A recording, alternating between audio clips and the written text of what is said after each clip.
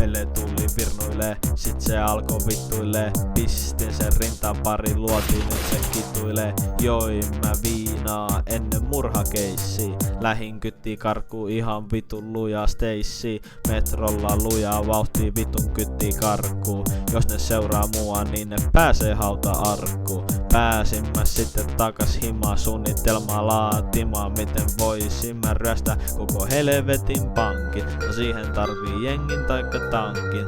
Ville tuli meikä messistä, lähettiin me kohti pankkiin. Matkan varrella käytiin täyttää pakko autotankkiin. Saavutti paikalle minä, Ville ja Jaro varo. Siellä on pari vartijaa, tilanteen hallinta. Metsi otti aseen taskusta, rupesin ampumaan vartijat kuolleiksi. Ihmiset maahan, tilanne on hyvä, pian rahaa me saadaan. Karhuryhmä tulos vähän liian vitun nopee. Pari minä myöhemmin ne rupes vitun paskaa hokee.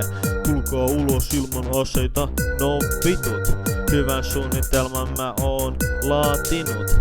Tankki esille ja karhuryhmä paskaks. Jaksaks kytet vielä edes yrittää, ei ne pysty ylittää, joten jenginkaa jatkettiin matkaa. Kyttä helikopteri seuraamist jatkaa. Takapenkil Ville ottaa vitun ison singon.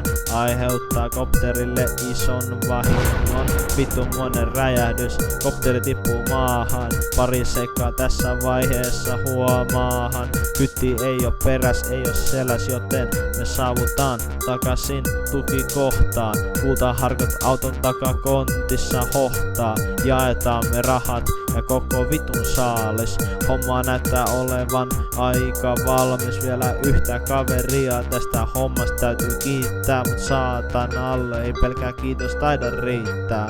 Shoutoutit Villelle, Jarolle, kaikille mun kavereille. Eka räppikappale. Joo!